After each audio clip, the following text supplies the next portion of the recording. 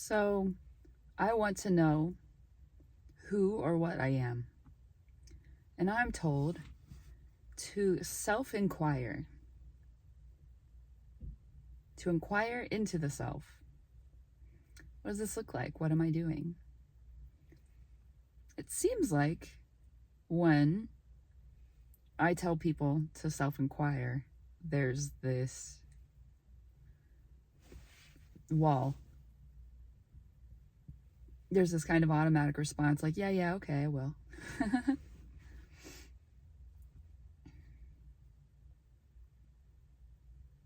It's the same kind of thing like when we get out of a yoga practice and we say, I really need to get back into my yoga practice. I remember what it feels like. It makes the body feel good, it feels healthy, insights flow in, the mind gets quiet. But there's still this thing that says, no, don't practice yoga. Sit and watch TV. It's kind of like that. Yeah, I'll do self-inquiry sometime. Why does it feel so dangerous to the mind? Because this is it. This is the thing. So I sit and I say, who am I? And then the thoughts start going. And I say, am I that? Am I the thought? And if I've never done this before, this feels weird. This is a weird question. And resistance may come up with this because the belief that I am the thoughts, that I am the thinker, carries the whole foundation for the illusion of stability that I've constructed around me, around the truth, around what's real. So I first start asking, am I the thought? Am I the one thinking? And it feels a little uncomfortable. So resistance comes up, or maybe more thoughts come up that are like, wait, don't do this. Let's go out. Let's see a movie. Let's do something else. And then I say, am I that? Am I that thought? Did the idea to see a movie come from inspiration? Or was it sort of conjured? Was this just presented to me? When this thought comes up, where is it being registered? Who is registering the thought? Who's sort of receiving it, experiencing it?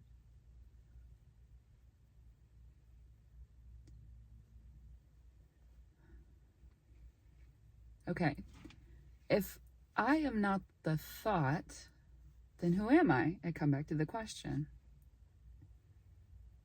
Am I anything that's out here?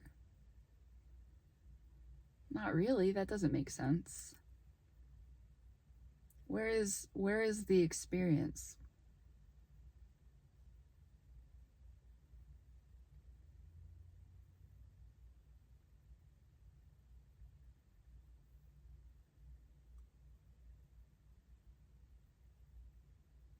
Eventually, the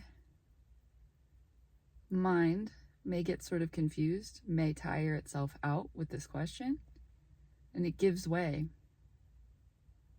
to openness, expansiveness. And we can ask, in all that is changing,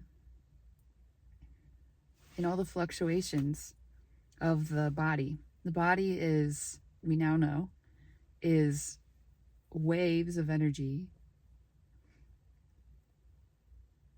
that are falling away and arising again in each moment.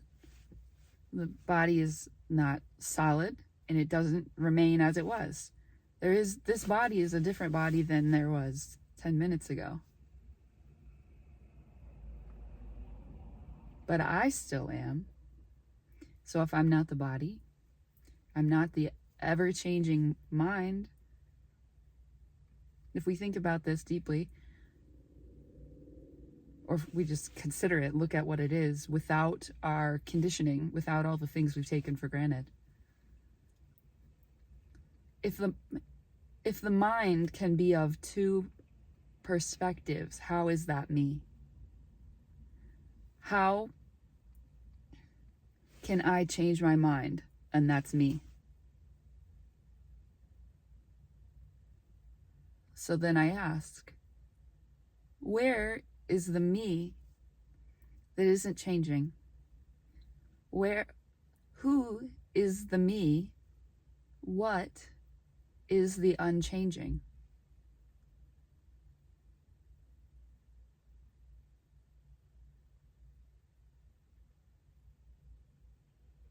Some people start to apply mystical attributes, traits to this me. That is mind. That is more hypnosis of thought. Thought attempting to box in the infinite. What you will eventually discover is that the only thing that you know is that I am.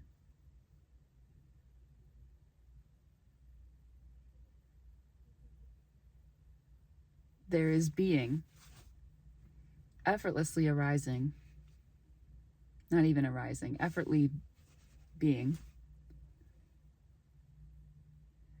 And then there is existence being experienced.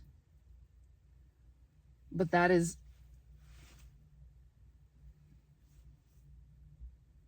coming to and falling away each moment.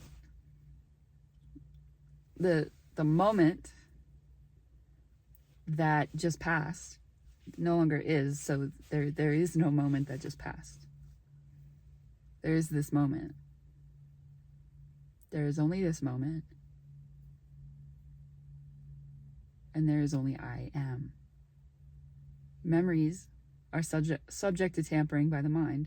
They are brought to this moment from a no longer existing past by the mind. If the mind doesn't bring those memories back into this moment, they don't exist. And if the mind has an agenda in presenting these memories, they will be tampered with. They will be unreliable. So we don't even know our memories.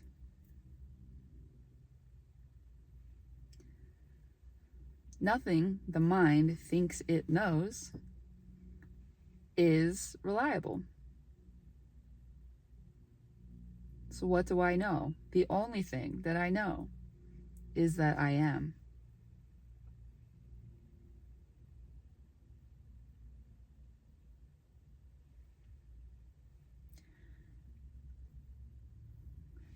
I just walked you through a sample process, inner process. Maybe it resonated, or maybe it was received through filter of mind, intellectually, and the reaction was, oh, that's interesting, or I don't see how this actually does anything. I have maybe illuminated a little bit of the process, but this is ultimately for you to do with strong will and determination to arrive at the truth. That's necessary. Otherwise, it will continue to be a mental exercise in which your attention will continue to be absorbed back into thought,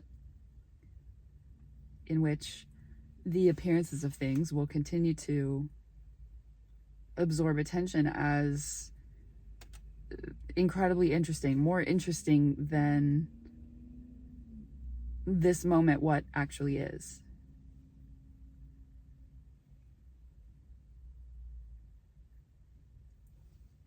So if in the practice of self-inquiry, this just feels like a mental exercise, that's okay.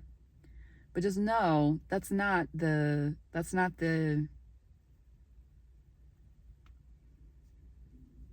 I don't want to say goal, but that's not the purpose, or that's not the, you're not there yet. Keep working with it, and it will become deeply profound and experiential, or beyond, eventually beyond experiential. It will shift into pure knowing what you are beyond doubt, because it is beyond, it goes beyond an experience through filter of mind. So then, in contrast, all experiences of mind can be seen as subject to limitation. Pure knowing beyond experience cannot be taken from you. Cannot be, the mind can, in the relative, play with twisting it after you know, but you still know.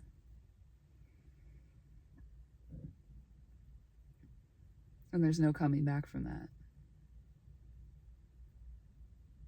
That is self-inquiry. A glimpse of what a practice may look like.